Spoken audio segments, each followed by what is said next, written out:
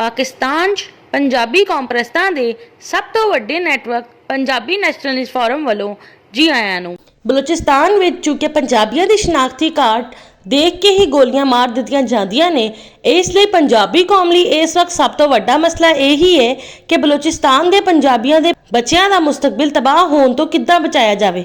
बलूचिस्तान का इलाका ब्राहवी कौम का वा ते बलूचिस्तान के शुमाली इलाकों ते कब्जा अफगानिस्तान तो आए हुए पश्तूना ने किया होया है,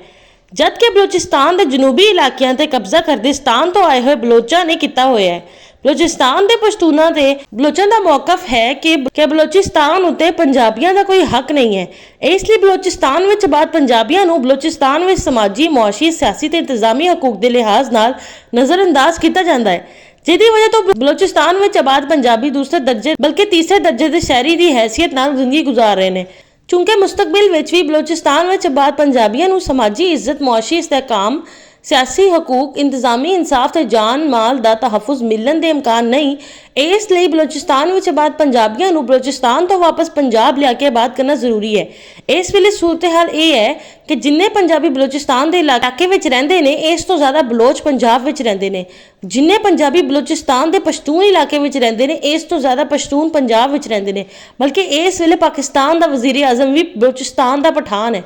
पंजाबी अपना माजी तो तबाह कर चुके हैं, लेकिन हुण अपने बच्चों का मुस्तकबिल नहीं तबाह करना चाहते। इसलिए कि यह ठीक नहीं है कि बलूचिस्तान हुकूमत बलूचिस्तान के पश्तून इलाकों में आबाद पंजाबियों को पंजाब मुंतकिल कर देवे ते पंजाब में रहने वाले पश्तूनां नूं बलूचिस्तान के पश्तून इलाके में मुंतकिल कर लवे ते उन्हां दीयां जायदादां भी तबादला कर दिता जाए। बलूचिस्तान के बलोच इलाके में आबाद पंजाबियों को पंजाब मुंतकिल कर देवे ते पंजाब में रहने वाले बलोचां नूं बलूचिस्तान के बलोच इलाके में मुंतकिल कर लवे ते उन्हां दीयां जायदादां दा भी तबादला कर लवे,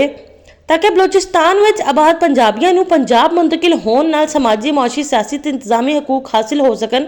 ते वो दूसरे दर्जे बल्कि तीसरे दर्जे के शहरी की हैसियत नाल जिंदगी गुजारन ते मजबूर ना होन। जबकि जनूबी पंजाब में बलोचां ते पठानां नूं बलूचिस्तान मुंतकिल करन नाल जनूबी पंजाब में बलोचां ते पठानां की तरफों होने वाली सराइकी साजिश का भी खात्मा हो जाएगा।